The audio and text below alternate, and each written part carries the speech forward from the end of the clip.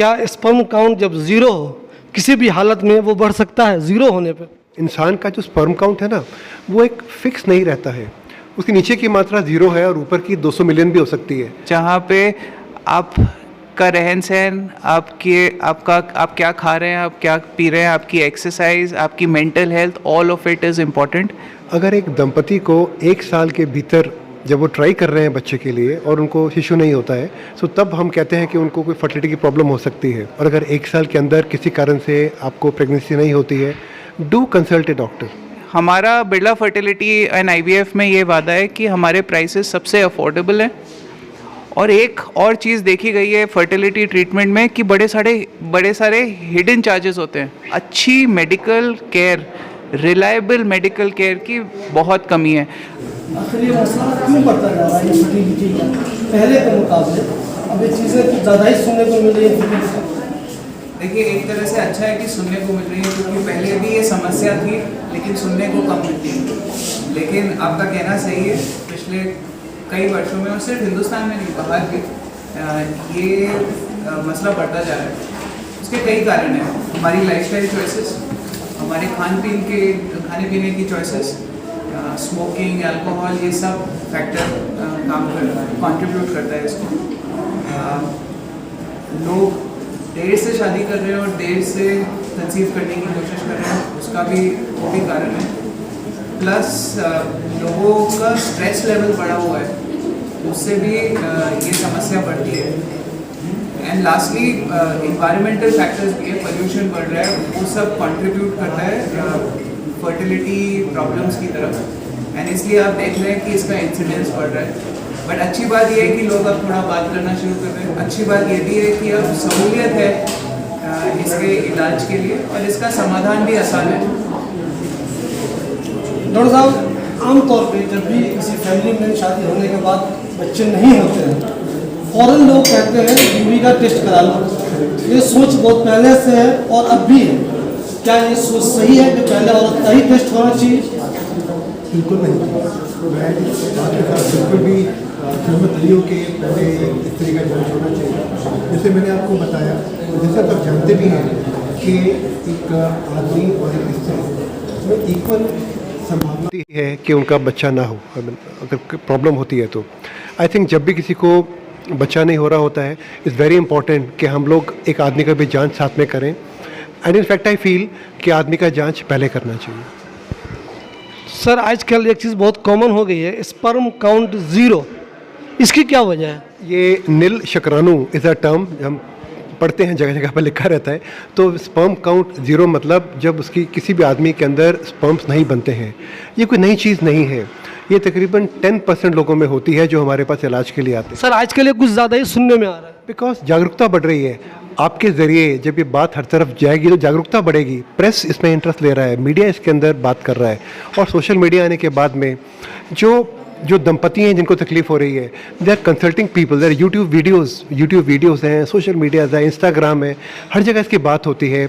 और एजुकेशन आने से, और ख़ासकर आई थिंक कोविड ने हमारे ऊपर एक बहुत बड़ा एक मेहरबानी किया है कि सब ने सोशल मीडिया को पकड़ लिया है, और हर रोज़ नए तरह के वीडियोज़ आते हैं, लोग उनके बारे में पढ़ते हैं, जानते हैं। तो प्रॉब्लम वहीं की वहीं है।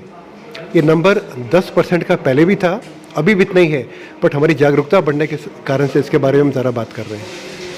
सर, जो अमीर लोग हैं वो आप जैसे सेंटर पे आ जाएंगे, उनके मसले हल हो जाएंगे, या तो आईवीएफ से या कोई दूसरी एडवांस टेक्नोलॉजी से उनके घर में भी बच्चे हो जाएंगे। गरीबों के बारे में क्या सोचेंगे, कौन सोचेगा? क्या आपके पास भी ऐसा कुछ है कि हमारे पास गरीबों के लिए भी कुछ है? देखिए, and thank you for asking this question.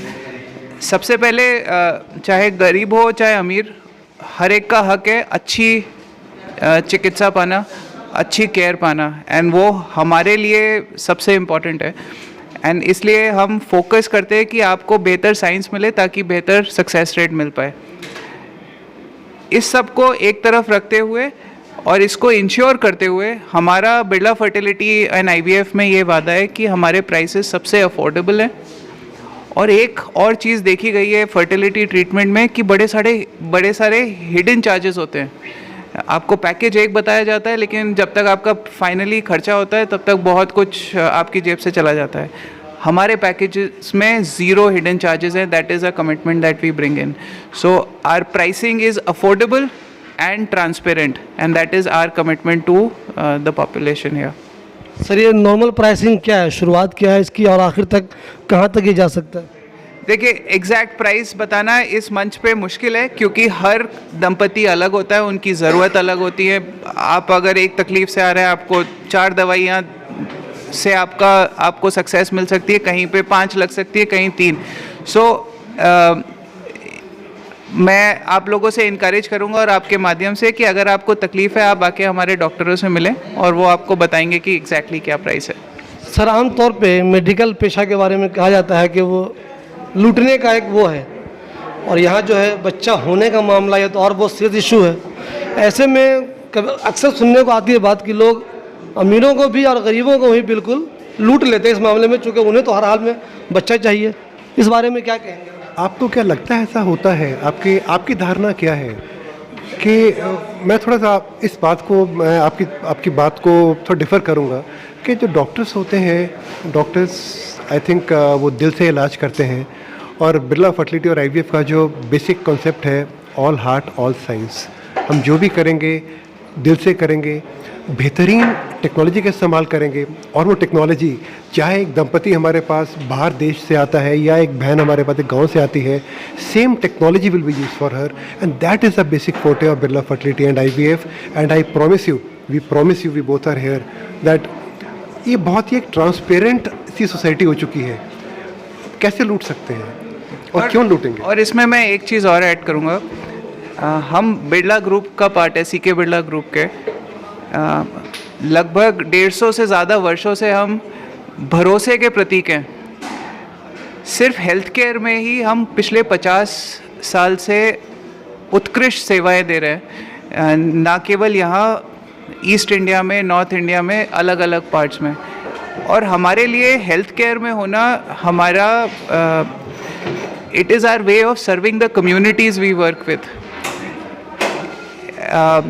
और हम अपनी जिम्मेदारी मानते हैं कि हेल्थ केयर हिंदुस्तान जैसे देश में कोने कोने तक ले जाना ये हमारा कहीं ना कहीं रिस्पॉन्सिबिलिटी है. और उसी उद्देश्य से हम फर्टिलिटी में भी आए हैं क्योंकि ये एक ऐसा एरिया है जिसमें लोग कम बात करते हैं और अच्छी medical care, reliable medical care की बहुत कमी है. आप बड़े शहरों में तो फिर भी देखते हैं कि ये सेंटर दिख रहे हैं, लेकिन आप छोटे शहरों में जाएं तो वो नहीं होंगे. एंड जब हम कह रहे हैं कि हम 100 सेंटर बनाएंगे, हमारा उद्देश्य है कि हम देश के कोने कोने में पहुंचे ताकि लोगों को एक भरोसेमंद सेवा मिल सके. सर आमतौर पर शादी के बाद एक आम फैमिली को कितने साल के बाद आपसे कांटेक्ट कर लेना चाहिए? वो कब तक वेट करें, 2 साल 3 साल, क्या आप जैसे लोगों से वो कांटेक्ट कर लें? हाँ, देखिए, जो कि गवर्नमेंट की जो गाइडलाइंस हैं वर्ल्ड वाइड, अगर एक दंपति को 1 साल के भीतर जब वो ट्राई कर रहे हैं बच्चे के लिए और उनको शिशु नहीं होता है, तो तब हम कहते हैं कि उनको कोई फर्टिलिटी की प्रॉब्लम हो सकती है. बट यहाँ पे उनको साथ में रेगुलर रहना है और 1 साल के बाद हम उन्हें कहते हैं कि उनको प्रॉब्लम है. सो अगर हम यही एक मैसेज देना चाहेंगे कि अब वेट मत करें, 1 साल तक ट्राई करें, और अगर 1 साल के अंदर किसी कारण से आपको प्रेगनेंसी नहीं होती है, डू कंसल्ट ए डॉक्टर. जो भी आपके जो निकटतम डॉक्टर हैं, जो आपके आशा दीदी वर्कर्स होते हैं, प्राइमरी हेल्थ केयर सेंटर होते हैं, वहाँ जाके ज़रूर अपने आप को दिखाएं और ऑटोमेटिकली आपको आगे आपकी ज़रूरत के अनुसार उन पेशेंट्स को आगे रेफ़र करेंगे. और इसमें मैं आपके माध्यम से एक और मैसेज देना चाहूँगा. जैसे डॉक्टर तलवार ने कहा कि अगर कोई तकलीफ़ है तो आप डॉक्टर को रीच आउट करें, लेकिन डॉक्टर के पास आने का मतलब ये नहीं कि आपको आईवीएफ कराना पड़ेगा. फर्टिलिटी हेल्थ एक ब्रॉड कैटेगरी है जहाँ पे आपका रहन सहन, आप क्या खा रहे हैं, आप क्या पी रहे हैं, आपकी एक्सरसाइज, आपकी mental health, all of it is important, and that is where we can offer some help. इसलिए आप लोग इस डर में मत रहिए कि अगर आप डॉक्टर के पास गए तो आपको आईवीएफ कराना ही पड़ेगा. आईवीएफ एक ऑल्टरनेटिव है, but there are other ways and simpler ways to solve the problem. Sir please एक ज़रूरी सवाल, क्या स्पर्म काउंट जब ज़ीरो हो किसी भी हालत में वो बढ़ सकता है ज़ीरो होने पे? एक्चुअली ज़ीरो एक मात्रा है और इस मात्रा को चेक करने के लिए किसी भी, देखो, इंसान का जो स्पर्म काउंट है ना, वो एक फिक्स नहीं रहता है. उसके नीचे की मात्रा 0 है और ऊपर की 200 मिलियन भी हो सकती है। सो किसी भी एक आदमी का जो स्पर्म काउंट है, ऐसे हम कहते हैं कि लेकिन ECG कर्व ऐसे अप डाउन होता रहता है। और किसी का अगर स्पर्म काउंट 0 पे आता है तो हमको कभी भी एक स्टेटमेंट नहीं देना चाहिए कि तुम पिता नहीं बन सकते हो या फिर हम आपको IVF चाहिए। आई थिंक वी शुड, हमको उसको रिपीट करना चाहिए। हम उस स्पर्म काउंट को रिपीट करते हैं तकरीबन 1 महीने के बाद में, और फिर देखते हैं कि वो बढ़ा कि नहीं बढ़ा। और अगर वो नहीं बढ़ा तो अगर वो 0 पर ही रह रहा है, देन देयर आर मेथड्स, तरीके होते हैं कि हम उनके टेस्टिस में एक सुई डाल के स्पर्म्स को निकाल सकते हैं।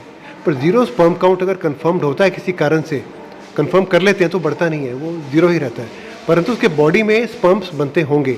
इसकी हमें बड़ी क्लियर नॉलेज है कि 0 स्पर्म काउंट होने के जो कारण होते हैं उनको अगर हम जान लें, सो आई थिंक हर केस के अंदर हम उनके स्पर्म्स निकाल पाएंगे, अनटिल और अनलेस उनके अंदर जो टेस्टिस में ही कुछ बहुत बड़ी प्रॉब्लम है। और ऐसे केसेस के अंदर भी बिरला फर्टिलिटी के अंदर, IVF के अंदर हम स्पर्म्स निकाल रहे हैं। इसे हम कहते हैं माइक्रो टीसी। माइक्रो टीसी एक बहुत ही एडवांस टेक्नोलॉजी है। जिन लोगों को कैंसर है और उनकी टेस्टिस फेल हो जाती हैं ट्रीटमेंट के बाद में, ऐसे भी लोगों के हमने स्पर्म्स निकाल के प्रेगनेंसीज क्रिएट करे हैं, और ये रूटीन है हमारे यहाँ पर। That is called micro TC.